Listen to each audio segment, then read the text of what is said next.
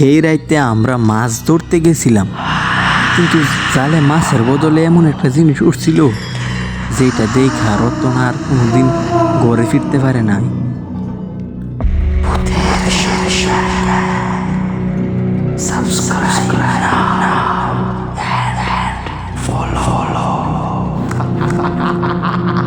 আসসালামু আলাইকুম।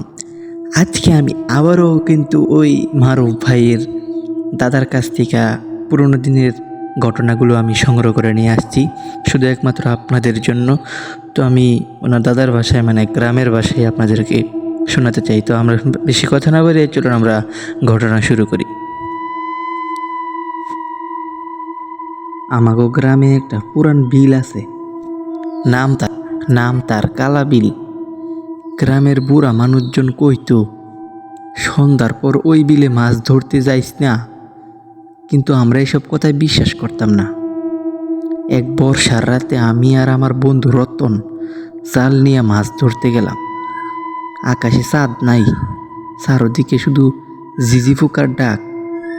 জাল ফেলার কিছুক্ষণ পর দেখি জালে অনেক মাছ উঠেছে। আমরা খুশিতে পাগল। হঠাৎ দূর থেকে কেউ আমার নাম ধইরা ডাক দিল, ওই রফিক, এইদিকে আয়। আমি ভাবলাম গ্রামের কেউ হইব, কিন্তু রতন কইল, কিরে তুই ডাকলি? আমি কইলাম, না তো। আবার সেই ডাক, রফিক আয়। এবার গলার শব্দটা বিলের মাঝখান থেকে আসতেছিল। আমার টর্চ মারলাম, কিছুই নাই, শুধু পানির উপর কুয়াশা। হঠাৎ দেখি কুয়াশার ভিতর একটা মানুষ দাঁড়াইয়া আছে, কোমর পর্যন্ত পানির ভেতরে, কিন্তু তার শরীর নড়তেছে না। রতন ফিসফিস কইরা কইল, ওটা মানুষ না রে, ওটা মানুষ না। আমরা জাল টানতে গেছি, দেখি জাল যেন কেউ নিচ থেকে দইরা রাখছে। একটানে জাল উঠল, কিন্তু মাছের বদলে উঠল একটা পুরান লাল শাড়ি। ঠিক তখনই পিছন থেকে শাড়ির শব্দ, এরপর একটা হাসির শব্দ, হি হি হি হি। কইরা দেখি কেউ নাই, কিন্তু আবার সামনে তাকাইতে দেখি ওই মানুষটা আর দূরে নাই। সে এখন আমাদের নৌকার একদম পাশে। তার চোখ দুইটা একদম সাদা, মুখে কোনো ঠোঁট নাই, আর সে ধীরে ধীরে কইতেছে, মাছ পাইছস, এবার আমারে নিয়ে যা। রতন চিৎকার দিয়া পানিতে ঝাঁপ দিল। আমি নৌকা বাওয়া শুরু করলাম। পিছনে তাকাইয়া দেখি ওই জিনিসটা পানির উপর দৌড়াতেছে, ঠিক নৌকার পিছে পিছে। কোনো মতে পারে আইসা জ্ঞান হারাইয়া ফেলি। পরদিন সকালে গ্রামের মানুষজন বিলে গিয়া রতনের লাশ পায়। তার শরীরে কোনো আঘাত ছিল না, কিন্তু চোখ দুইটা ছিল পুরো সাদা, আর তার হাতে শক্ত কইরা ধরা ছিল সেই লাল শাড়ির একটা টুকরো। সেই দিন থেকে গ্রামের কেউ আর রাতের বেলা কালা বিলে মাছ ধরতে যায় না, কারণ এখনও নাকি মাঝরাতে বিলের দিক থেকে একটা গলা শোনা যায়, মাছ ধরবা নাকি, আয় আয়। তো আমরা আর পরের দিন দাদার কাছ থেকে আমরা কিন্তু আপনার পার্ট 2 আনছি, মানে আর কি এরপরের যে পৃষ্ঠাটা গল্প লেখার, তো এটা আমাদেরকে পাঠানো একটু দেরি হয়েছিল বলে তো এটাও সংগ্রহ করে একসাথেই নিয়ে আসছি। তো আপনারা শুনতে থাকেন, আমি গ্রামের ভাষায় বলতেছি। রতনের দাফনের পর পুরো গ্রাম ভয়ে থর থর কাঁপতেছিল, কিন্তু আমার মাথায় একটা কথাই ঘুরতেছিল,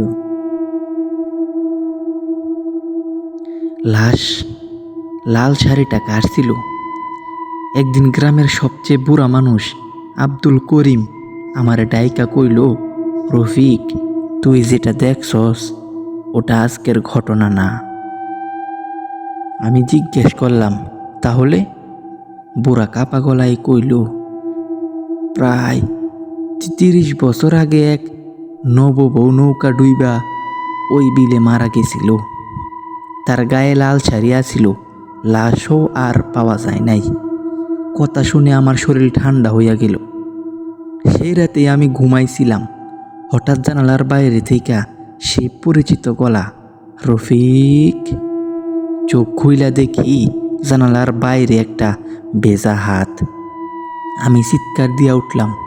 বাইরে দৌড়াইয়া গিয়া দেখি কেউ নাই, কিন্তু মাটিতে কাদার উপর স্পষ্ট পায়ের ছাপ, আর সেই ছাপগুলো সোজা কালা বিলের দিকে গেছে। পরদিন সাহস কইরা আমি একাই বিলে গেলাম। বিলের পারে পৌঁছাতেই দেখি কাদার মধ্যে অর্ধেক ডুবা একটা পুরান নৌকা। নৌকার ভিতরে একটা ছোট কাঠের বাক্স। বাক্স খুলতে একটা পুরান ছবি। ছবিতে এক নববউ দাঁড়াইয়া আছে, আর ছবির পিছনে লেখা, যে আমারে খুঁজবে আমি তারে সঙ্গে নিয়ে যামু। হঠাৎ পিছনে পানির শব্দ। ঘুরে দেখি বিলের মাঝখানে সেই লাল শাড়ি পরা ছায়াটা দাঁড়াইয়া আছে, কিন্তু এবার সে একা না। তার পাশে দাঁড়াইয়া আছে রতন। আর রতনের সাদা চোখ আমার দিকে তাকাইয়া ধীরে ধীরে হাত নাড়তেছে। রফিক, তুই আয়। আপনারা যদি চান এই গল্পের পার্ট 3 আনতে, মানে 3, তাহলে অবশ্যই এখনই কমেন্ট করুন। আমি কিন্তু অবশ্যই এই গল্পের পার্ট 3, মানে 3 আনার অনেক চেষ্টা করব। এবং মারুফ ভাইয়ের জন্য সবাই দোয়া করবেন, এবং আমি ওনাকে অনেক জোর করব যেন আমাদের 3 নাম্বার পৃষ্ঠাটা দেয় পড়ার জন্য। তো আজকে এই পর্যন্তই। সকলে ভালো থাকবেন। আর ভূতের সংকেত চ্যানেলটি কিন্তু সাবস্ক্রাইব করতে ভুলবেন না। একটা লাইক দিয়ে সবাইকে আমি বিদায় নিচ্ছি পরবর্তী ঘটনার জন্য। আসসালামু আলাইকুম।